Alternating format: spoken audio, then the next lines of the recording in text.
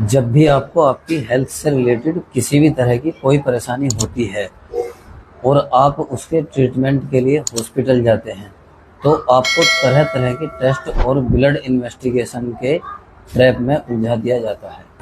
हमने blood pressure, diabetes, cholesterol और heart के संदर्भ में इसे देखा है कि किस तरह एक हेल्दी पर्सन को हमेशा हमेशा के लिए पेशेंट बना दिया जाता है। अब हम इसी सिलसिले को आगे बढ़ाते हुए कैंसर की बात करेंगे। कैंसर के मामले में DIP डाइट किस तरह सहायक हो सकती है, और अगर आप कुछ बातों को ना करने का ध्यान रखेंगे तो आप किस तरह खुद को जानलेवा हालात से बचा सकते हैं। एक आम आदमी कैंसर को किस रूप में समझता है, दिए गए चित्र से इसे समझा जा सकता है। एक सामान्य सेल या कोशिका होती है, वह कैंसर सेल में बदलती है, फिर कैंसर फर्स्ट, सेकंड, थर्ड या फोर्थ स्टेज में आता है। वह पूरे शरीर में फैलकर रोगी की मौत की वजह बन जाता है।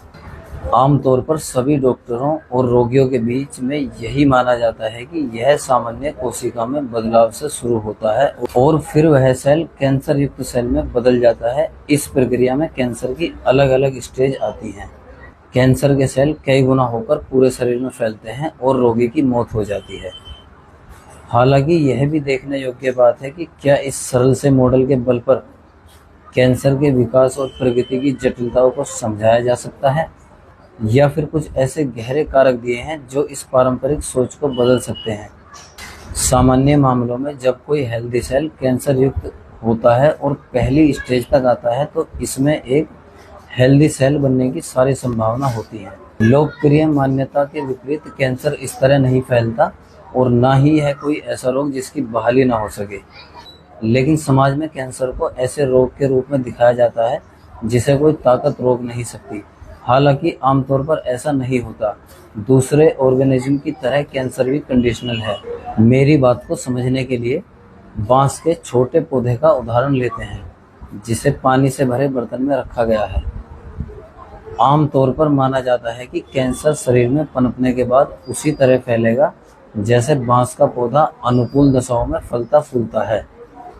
हालांकि अगर आप बांस के पौधे को जल के स्रोत से अलग कर दें, उसे उसकी खुराक देना बंद कर दें, तो वह जल्द ही सूखकर खत्म हो जाएगा। इसी तरह कैंसर की बढ़त पूरी तरह से इस बात पर निर्भर करती है कि आप उसे क्या खुराक दे रहे हैं। कैंसर को पनपने के लिए कुछ अनुकूल दशाओं और पोषक तत्वों की जरूरत होती है। अगर आप उसे वह नहीं देते तो कैंसर वृद्धि नहीं कर सकता। इसी से पता चलता है कि कैंसर की प्रगति को रोका जा सकता है, जिसके लिए इसकी पर्यावरण और पोषण संबंधी जरूरतों पर ध्यान देना होगा। कई बार ऐसे भी मामले सामने आए हैं जिसमें पता चला है कि ब्रेस्ट कैंसर के रोगी ने किसी प्रकार का कोई इलाज नहीं करवाया और वह फिर भी ठीक हो गया। इसी से पता चलता है कि शरीर में अपना इलाज करने की कितनी योग्यता पाई जाती है।